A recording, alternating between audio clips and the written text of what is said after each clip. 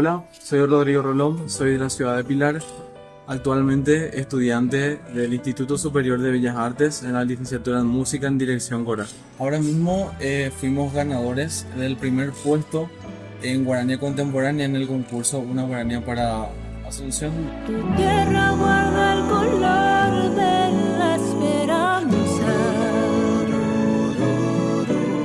Asunción, te canto con el corazón. Bueno, realmente fue un proceso bastante lindo.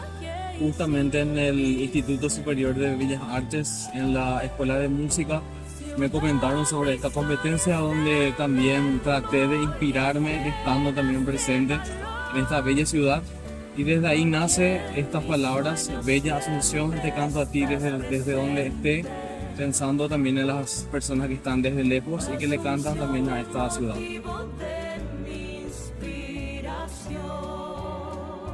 Realmente fue una noticia impresionante. También es un logro, claro, y también al mismo tiempo de ser un logro es un desafío tremendo.